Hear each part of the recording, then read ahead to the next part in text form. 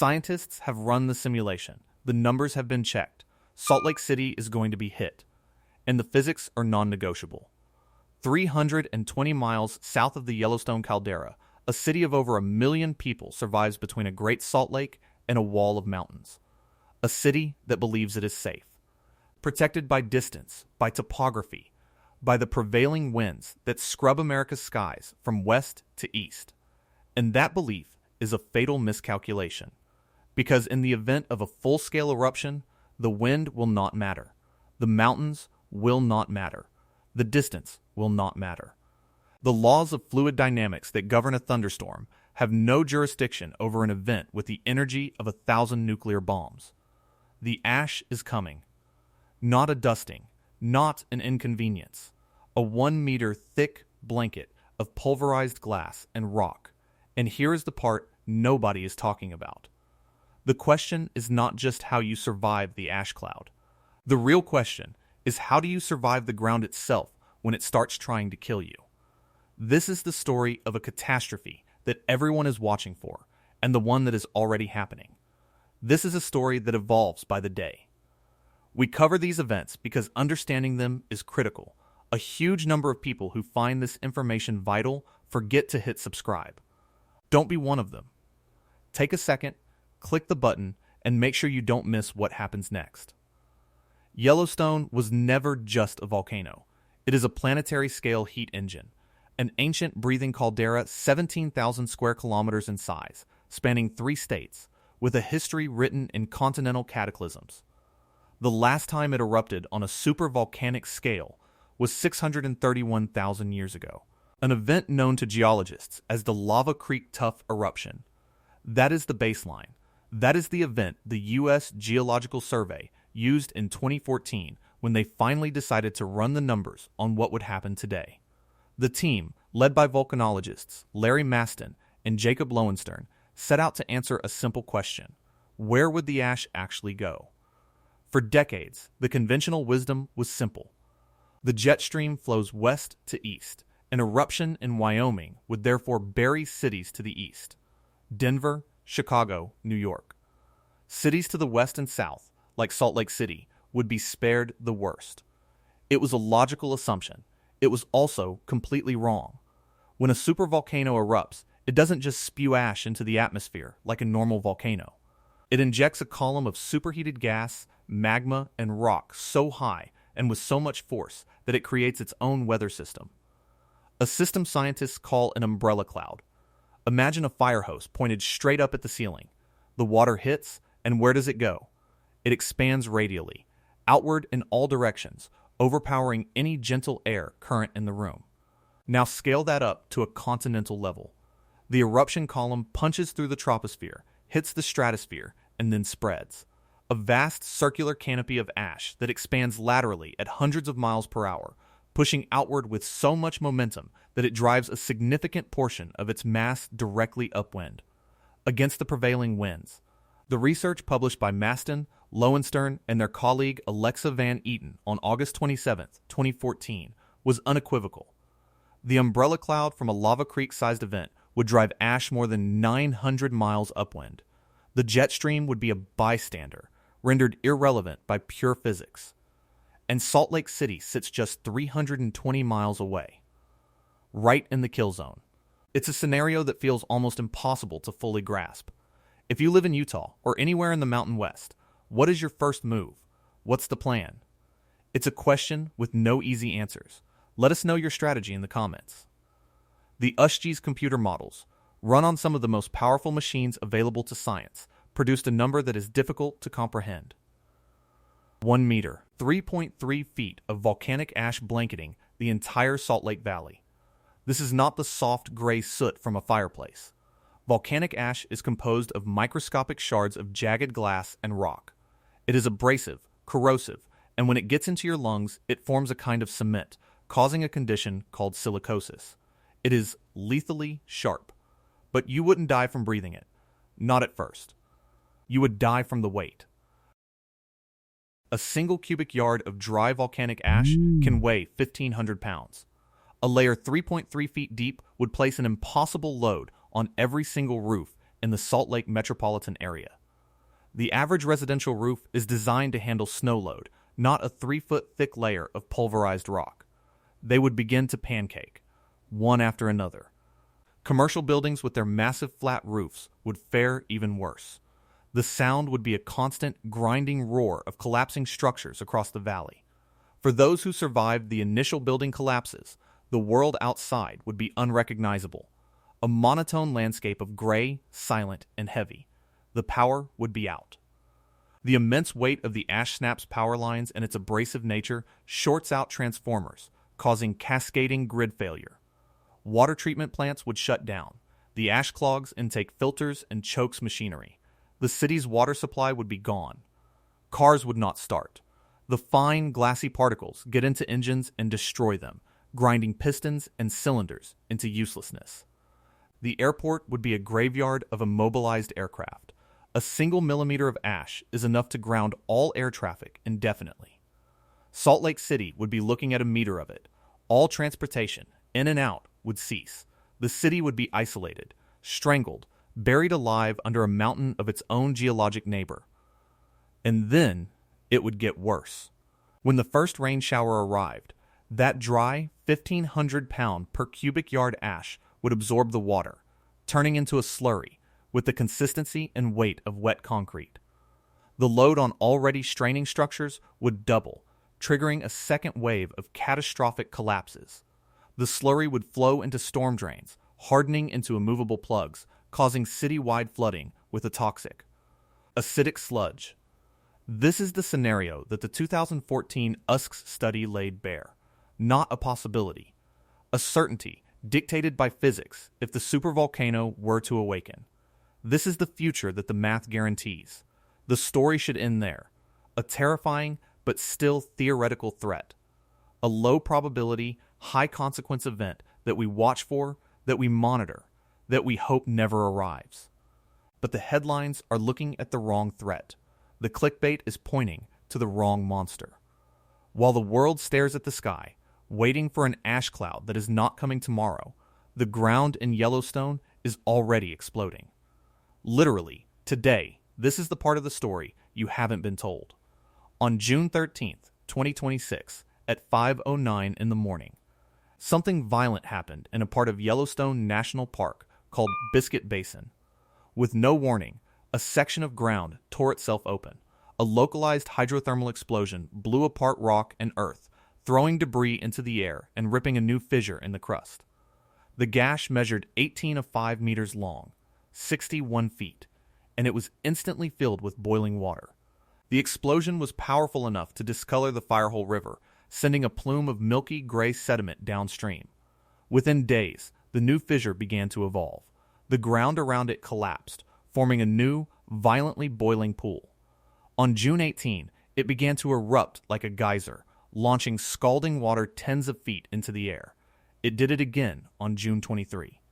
Park scientists had walked over that exact patch of solid ground just 2 days before it was ripped open and replaced by a pit of boiling water.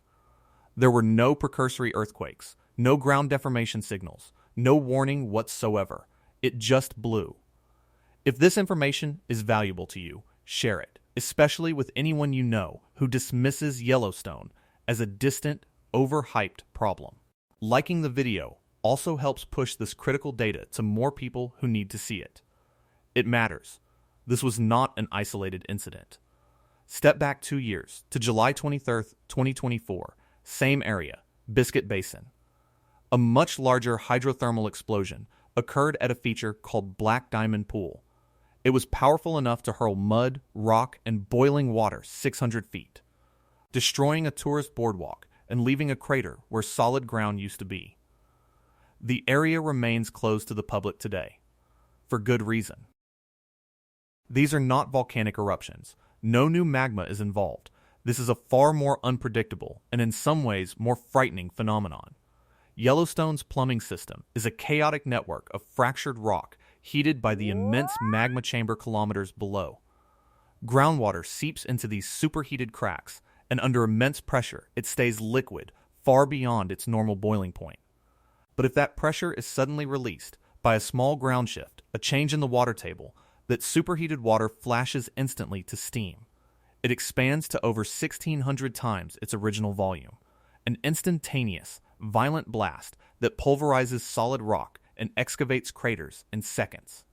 Dr. Michael Poland, the current scientist in charge of the Yellowstone Volcano Observatory, has been trying to get this message out for years, pushing back against the breathless supervolcano clickbait.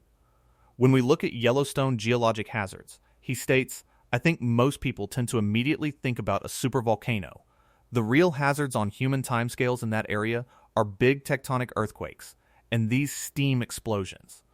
He is the voice of sober science trying to cut through the noise, and the ground in Biscuit Basin is proving him right, month after month. The alert level at Yellowstone, as of July 4th, 2026, is normal. The aviation color code is green. The University of Utah seismograph stations, which monitor the region, located 118 minor earthquakes in June 2026, a completely background number. The caldera floor itself has been showing slight subsidence, a gentle deflation, for most of the year. The system is not inflating for a supereruption, and yet it is actively, violently blowing itself apart in small, unpredictable bursts. This is the true nature of the Yellowstone threat in the 21st century. Not a single, slow-building leviathan, but a minefield of geologic traps that can detonate without warning.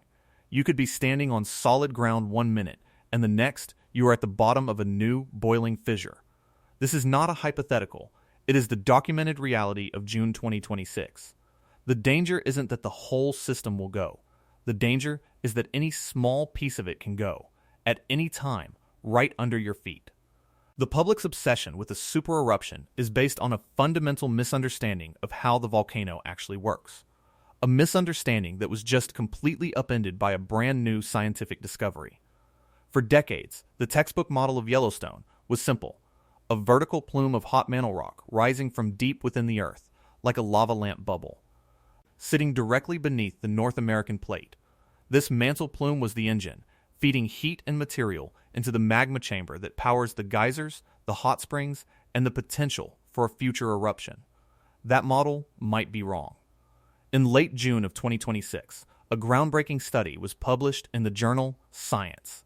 Researchers from the Institute of Geology and Geophysics of the Chinese Academy of Sciences used advanced seismic imaging techniques to create a new, high-resolution map of the structures deep beneath the caldera. What they found was not a simple vertical plume. Instead, they discovered what they are calling a mantle wind, a broad, lateral flow of hot rock being pushed eastward from a much larger, ancient anomaly under the Pacific Northwest. Instead of a narrow blowtorch aimed at Yellowstone, the caldera appears to be fed by a massive underground river of heat, flowing horizontally for hundreds of miles before deflecting upwards beneath Wyoming. This changes everything. It helps explain why the volcano's track across Idaho's Snake River Plain seems to bend and why the chemistry of the erupted lavas is so complex. It suggests the heat source is far larger, more diffuse, and more complicated than we ever imagined. It doesn't mean a supereruption is more or less likely. What it does mean is that the fundamental engine driving the entire system is different from our long-held assumptions. We are just now, in the summer of 2026, beginning to truly understand the architecture of the beast. We've been looking at the front door while the real engine room is around the side. And that engine drives more than just heat. It drives movement. The entire Yellowstone Plateau is one of the most seismically active regions in the United States. Not just the small, background tremors, but the potential for truly destructive earthquakes. The biggest threat on any given day in Yellowstone is not a volcano, it's a fault line. The 1959 Hebgen Lake earthquake, a magnitude 7.2, serves as the modern blueprint for what is possible. It struck just west of the park boundary, killing 28 people, causing a massive landslide that dammed the Madison River and created a new lake. The ground dropped by as much as 20 feet in places. Geysers in Yellowstone erupted, dormant ones roared to life, and clear hot springs turned muddy. The entire plumbing system of the park was violently reconfigured in minutes. That quake happened on a known fault system. But there are countless other faults crisscrossing the region, many of them unmapped, all of them under constant strain from the tectonic and magmatic forces at play. A large earthquake doesn't just threaten nearby towns like West Yellowstone or Gardner. It could fundamentally alter the hydrothermal system, changing pressures, opening new pathways for water and steam, and potentially triggering a cascade of steam explosions far larger than what we've seen in Biscuit Basin. This is the scenario that keeps geologists like Michael Pollan up at night. Not the one in 700,000 year supereruption, but the high probability earthquake that could happen this afternoon with devastating and unpredictable consequences for the fragile, superpressurized hydrothermal system that sits right on top of it. Okay, I know this is the second time I'm mentioning this, and it might seem a little repetitive, but it's important. If you've watched this far, you clearly find this information valuable. Over half of the people who watch these deep dives are not subscribed. Take 1 second, click the button. I promise, the geology can wait. It helps us continue to bring these critical stories to light.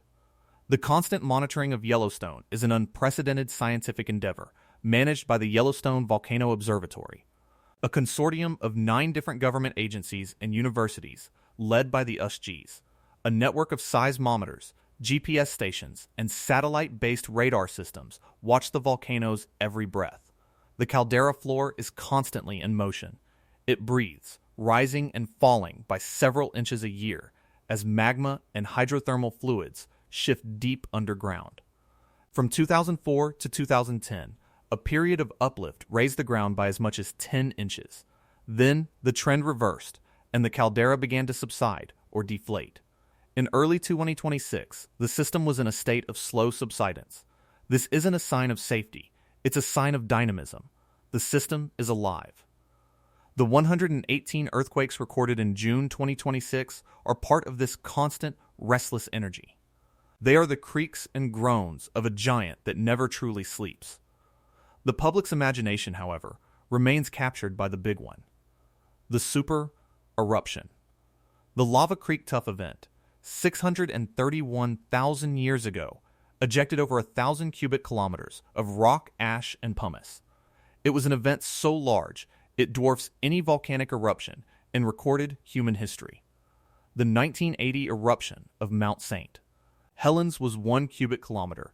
Yellowstone was 1,000 times that. The eruption immediately preceding it, the Huckleberry Ridge Tuff eruption around 2.1 million years ago, was even bigger. An almost inconceivable 2,500 cubic kilometers of material.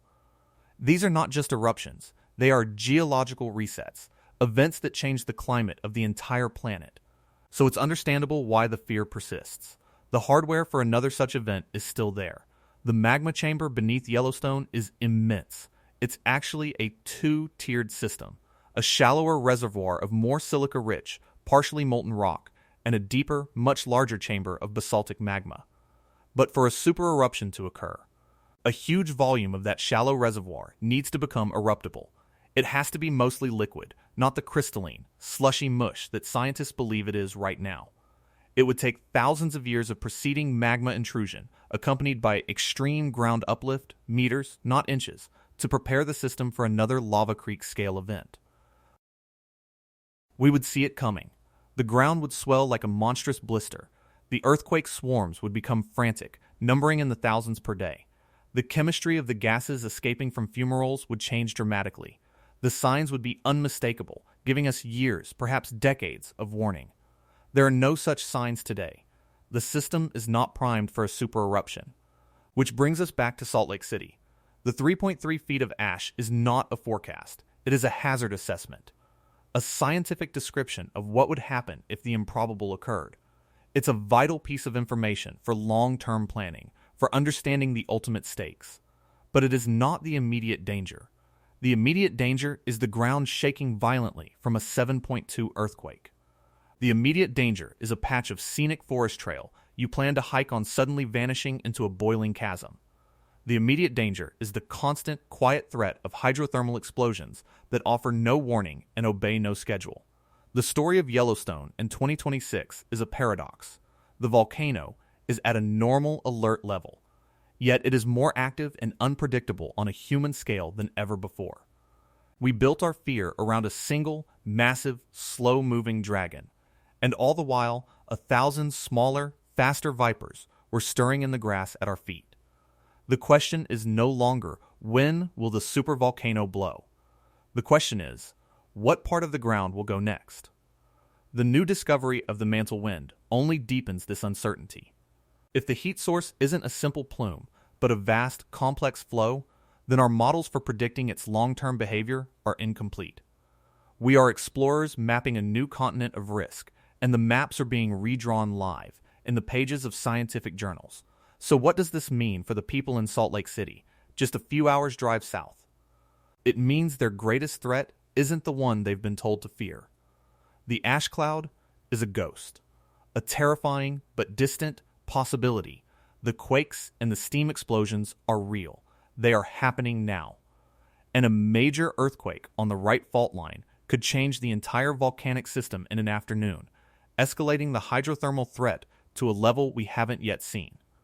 The illusion of safety is a powerful thing, the belief that because something hasn't happened in our lifetime, it never will. Yellowstone challenges that belief every single day, not with a roar, but with a constant, simmering hum of activity just beneath the surface. A tremor here, a new crack in the earth there, a violent burst of steam in a quiet basin. These are not headlines. They are warnings. They are the pulse of a living system, reminding us that the ground we stand on is not as solid as it appears. The history of this place is written in layers of ash. The future may be written in fissures of boiling water. And for a